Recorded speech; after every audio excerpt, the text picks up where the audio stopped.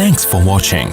Don't forget to like, comment, share and subscribe to Mufti Tariq Masood, famous scholar.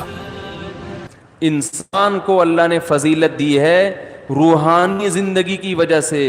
جس کی روح اچھی ہوگی جسم سے نکلنے والے اعمال اچھے ہوں گے. روح گندی ہوگی جسم سے نکلنے والے اعمال گندے ہوں گے. کہتے ہیں نا موسیقی روح کی غذا ہے. گندے لوگوں کی روح کی غذا ہے. اچھے لوگوں کی روح کی غذا قرآن کی تلاوت اور ذکر اللہ ہے. ہمارے حضرت جب ذکر کیا کرتے تھے نا عجیب کیفیت ہو جاتی تھی. ایک شعر پڑھا کرتے تھے, دم رکا سمجھو اگر دم بھر بھی یہ ساغر رکا, میرا دور زندگی ہے یہ جو دور جام ہے. کیا زبردست شعر ہے. اللہ کے ذکر کو نا شراب سے تعبیر کیا ہے. جیسے شرابیوں کو شراب محبوب ہوتی ہے نا, اور شراب خانے میں جب وہ جاتے ہیں, مے خانہ جسے کہتے ہیں, آواز صاف آ رہی ہے کہ نہیں آ رہی؟ مے خانے میں شرابی جاتے ہیں تو شراب کے جام چل رہے ہوتے ہیں. ادھر ایک پیا, ختم ہوا, لیا دوسرا پیا, ٹھیک ہے نا. تو جیسے شرابی کو شراب سے عشق ہوتا ہے اور وہ کہتا ہے دم رکا سمجھو, کہہ رہے سمجھو میرا دم رک گیا, دم بھر بھی یہ ساغر رکا, ایک دم کے لیے بھی اگر یہ دور رک گیا تو میرا دم ختم, میں مر جاؤں گا, میں برداشت نہیں کر سکتا. میرا دور زندگی ہے یہ جو دور جام ہے. یہ جو شراب کا دور ہے نا یہی میری زندگی کا بھی دور ہے. میرے بلڈ کی جو سرکولیشن ہے وہ اسی سرکولیشن کی وجہ سے جو شراب کے پیالے جو گھوم رہے ہیں.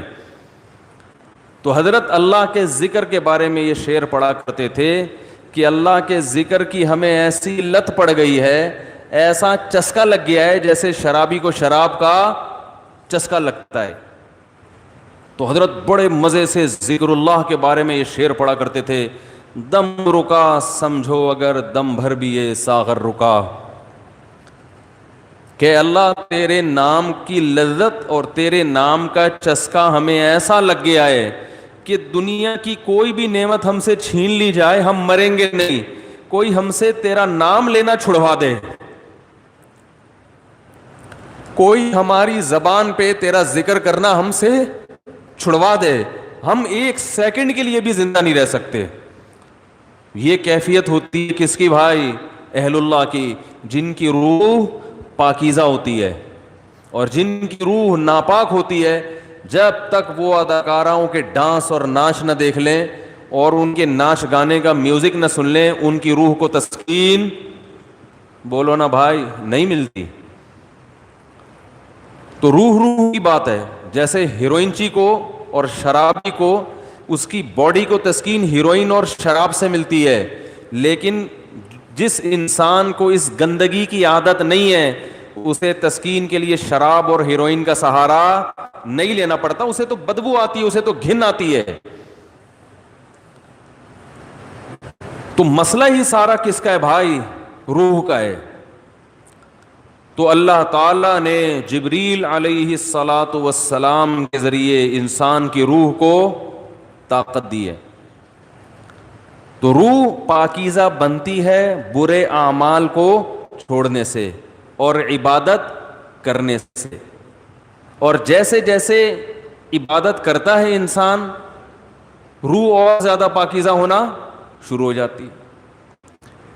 یعنی اگر آپ کی روح میں پاکیزگی نہیں ہے تو آپ عبادت شروع کر دو, پیدا ہونا شروع. اور جیسے جیسے پاکیزگی آئے گی عبادت جو مشکل لگ رہی تھی وہ عبادت آسان ہونا شروع ہو جائے گی.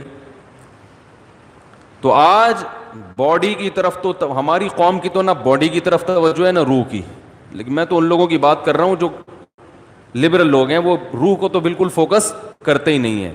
اور ہمارے ہاں تو نہ روح کی فکر اور نہ جسم کی فکر, کسی چیز کی فکر لیس, ٹینشن فری زندگی. ٹینشن تو فری نہیں ہے لیکن فکر فری کہہ سکتے ہیں, جس کی وجہ سے ٹینشن ہی ٹینشن, کیونکہ جب نہ ادھر کے نہ ادھر کے تو پھر ظاہر ہے کھا کھا کے دھماکے سے پھٹ جائیں گے اور روحانی زندگی کا تو بیڑا غرق. تو رمضان میں اللہ تعالی دیکھو روح کو طاقت ملتی ہے نفس کے خلاف مجاہدہ کر کے. جب آپ دنیا میں دو نظریات چل رہے ہیں. جو مذہب مخالف لوگ ہیں نا وہ کہتے ہیں انسان کی ہر خواہش پوری ہونی چاہیے. ان کی پوری دوڑ دھوپ اور قانون سازی اسی کے لیے. مکان سستا ہو جائے, روٹی سستی ہو جائے, کپڑا سستا ہو جائے, ہر ایک کا علاج فری ہو جائے, یہ ہو جائے وہ ہو جائے, جس کے جو دل میں خواہش آئے وہ خواہش پوری ہو جائے. اسی کو انٹرٹینمنٹ کہتے ہیں, اسی کو عیاشی کہتے ہیں. اسلام نے ہمیں بتایا ہے کہ تم جتنی خواہشات پوری کرو گے ہر خواہش مزید خواہشات کو پیدا کر کے جائے گی. جیسے کورونا وائرس کے کہتے ہیں نا 1 سے 100 ہو جاتے ہیں. اب جس نے پہلا وائرس پیدا کر دیا یا خود بخود ہو گیا قدرت کی طرف سے, تو بس ایک دفعہ کیا, اب وہ ملٹیپلائی, بولو بھائی, ہوتا چلا جا رہا ہے نا. ایک خربوزے کا بیج ڈال دو, اب مزید بیج پیدا کرنے کی ضرورت نہیں ہے, وہ اسی سے خود بخود پیدا ہوتے چلے جائیں گے. اسی لیے شاعر نے کہا ما قضا احد منها لبانته ولن انتهى عرب الا الى عربی, کہ اس دنیا میں آج تک کسی نے اپنی خواہشات پوری نہیں کی ہیں. جس نے ایک خواہش پوری کی تو وہ ایک خواہش جب ختم ہوئی تو ہزاروں خواہشات کو پیدا کر کے ختم ہوئی ہے. وہ یہ جو ہمیں نظر آ رہے ہیں نا, بہت سے لوگ لائف کو انجوائے کر رہے ہیں, ان کی ہر خواہش پوری ہو گئی, ابھی انہیں کچھ بھی نہیں چاہیے. یہ آپ کو لگ رہا ہے کہ کچھ نہیں چاہیے, آپ کبھی ان کے پاس جا کے بیٹھیں گے تو پتہ چلے گا کہ جتنا ان کو چاہیے اتنا ہمیں نہیں چاہیے. تو اسلام نے ہمیں کچھ ایسی کام بھی بتائے ہیں جس میں ہمیں اپنے نفس کے اگینسٹ چلنا پڑتا ہے. دل نہیں چاہتا مگر اس کی مخالفت کرنی پڑتی ہے. دل کی خواہشات کو جتنا کچلیں گے روح کو طاقت اتنی زیادہ ملے گی, اور روح کو تسکین ملتی ہے اس سے. تو اسلام نے ہمیں اپنے جسم کی خواہشات کو کچلنے کے لیے روزہ دیا. روزہ رکھو, صبح صادق سے لے کے غروب آفتاب. کیسا پھیکا پھیکا ہو جاتا ہے نا انسان روزے میں. مجھے تو آپ ابھی بھی پھیکے پھیکے سے ہی لگ رہے ہیں. عجیب سا نا کسی کام کا دل لگ رہا ہے, بیٹھے ہوئے ہیں, نہ گٹکا کھا سکتے ہیں, نہ پان کھا سکتے ہیں, نہ سگریٹ پی سکتے ہیں, نہ چائے پی سکتے ہیں, نہ کھانا کھا سکتے ہیں. سوکھا سوکھا سا منہ ہوتا ہے سب کا. روزے کی حالت میں دیکھو سب کی حالت کیا ہوتی ہے. کسی کام میں دل نہیں لگ رہا. اللہ نے کہا بس 1 نہیں 2 نہیں 3 نہیں 4 نہیں, کتنے 29 یا 30. آسان کام تھوڑی ہے. پھر ہاتھ باندھ کے اللہ کے سامنے کھڑے ہو جانا, نماز میں باؤنڈ کر لینا اپنے آپ کو. آج دنیا میں دنیا پرستوں کے لیے سب سے قیمتی چیز ٹائم ہے. وہ ٹائم کہتے ہیں کہ اتنی دیر ہم مسجد میں اللہ کے سامنے ہاتھ باندھ کر کھڑے رہیں, اس سے ہمیں ملتا تو کچھ بھی نہیں ہے. تو یہ تو ٹائم ویسٹنگ ہے. تو اللہ نے کہا کہ کرو یہ کام, تمہارا دل نہیں چاہتا مگر تمہیں کرنا پڑے گا. تو جب انسان بار بار بار بار اپنی خواہشات کے اگینسٹ چلتا ہے نا تو اس کی روح کو طاقت ملنا شروع ہو جاتی.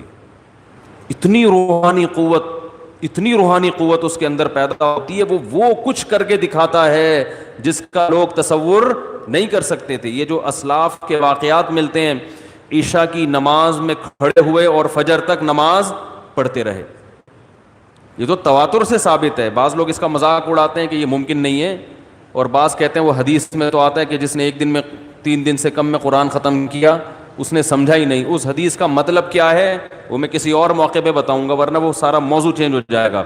اسلاف سے صحابہ سے تواتر کے ساتھ ثابت ہے کہ ایک رات میں ایک رکعت میں پورا قرآن ختم کیا انہوں نے. حدیثوں کا مطلب جو ہے نا پروفیسروں سے مت پوچھو, یہ صحابہ اور تابعین سے پوچھا کرو کہ کون سی حدیث کا کیا مطلب ہے.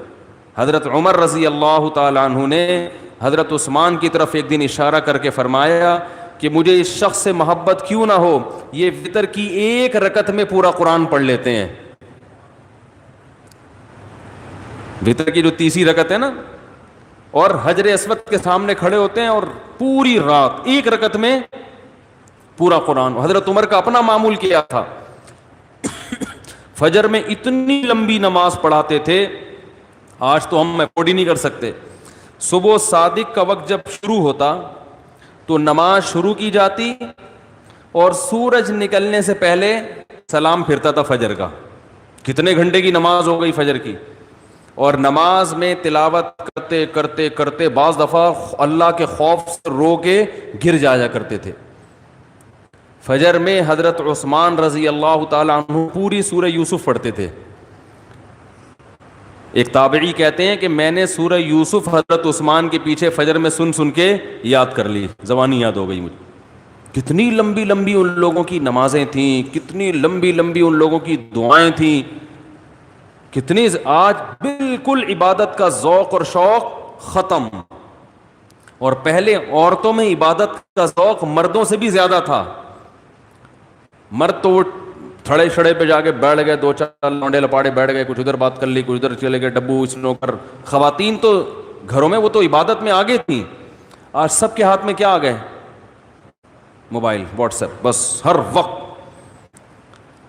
میری والدہ اللہ ان کی مغفرت فرمائے، آخر عمر میں تقریباً 1.5-2 سال ان کا دماغ کام نہیں کرتا تھا. جیسے قومے کی کیفیت ہوتی ہے نا، یہ ہو گئی تھی کیفیت. تو ہوش نہیں تھے ان کو، کوئی بات بتاؤ سمجھ میں نہیں آتی تھی.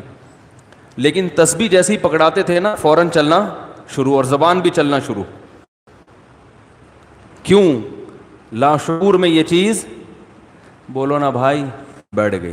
کیونکہ زندگی بھر تسبیح پڑھی ہے نا، تو اب ہوش نہیں ہے. تو جیسے ہی تسبیح ہاتھ میں آئی، اللہ کا نام شروع. میرے بڑے بھائی جب سورہ یاسین کی تلاوت کرتے ان کے سامنے، تو سورہ یاسین کا تلاوت کے جو کوئی لفظ چھوٹ جاتا نا، تو وہ ان کی زبان سے نکل جاتا تھا. جیسے آخری لفظ آ رہا ہے نا مبین، تو وہ رک گیا تو وہ ان کی زبان سے نکل. ایک لاشعور میں سورہ یاسین بہت پڑھی ہے انہوں نے. تو میں نئی نسل کو دیکھ کے یہ پیشگوئی کر سکتا ہوں کہ جب ہمارا بڑھاپا ہو، اللہ ہم سب کو بچائے، تو پتہ نہیں ہمارا حال کیا ہوگا. ہوش میں نہیں ہوں گے. کوئی تسبیح لا کے پکڑائے گا تو ایسے لگے گا جیسے یہ پتھر ہے. جیسے ہی موبائل لا کے پکڑائیں گے نا، ٹھک ٹھک چلنا، فوراً سب سے پہلے لاک کھلے گا اس کا. حقیقت بتا رہا ہوں میں، کیونکہ لاشعور میں یہ چیز بیٹھ گئی ہے. موبائل ہے، فیس بک، واٹس ایپ، یوٹیوب، ایک دم چلنا شروع، ٹھک ٹھک ٹھک، میسج بازیاں. اور بھائی کیا کر رہی ہو؟ دوپٹہ کہاں سے خریدا؟ خواتین کی نا چاہے قومے میں ہو یا کچھ بھی ہو، اللہ بچائے سب کو قومے میں جانے سے. جو کام زندگی بھر کیا ہوتا ہے، جب انسان ہوش میں نہیں ہوتا تو وہی کام اس کے سامنے آنا شروع ہو جاتا ہے. علماء نے بیان کیا ہے کہ کئی دنیا میں حافظ ایسے ہیں کہ مرتے ہوئے ان سے کہا جا رہا تھا کہ کلمہ پڑھو تو گانا شروع کر دیا انہوں نے.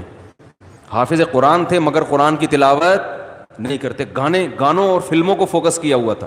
موت کے وقت کلمہ نہیں نکل رہا زبان سے، گانے گا رہے ہیں. انہیں بتایا جا رہا ہے کہ پڑھو کلمہ، نہیں، گانا گا رہے ہیں. تو اللہ کے عذاب سے بچنا چاہیے بھائی. کچھ عادی بنائیں. ہم یہ نہیں کہہ رہے کہ ہمارے اسلاف جیسے پوری رات عبادتیں کیا کرتے تھے ایسے ہی کریں. کچھ تو عادی بنائیں اپنے آپ کو اللہ کے سامنے رونے دھونے کا، کچھ تو اللہ کا نام لینے کا اپنے زبان کو عادی بنائیں.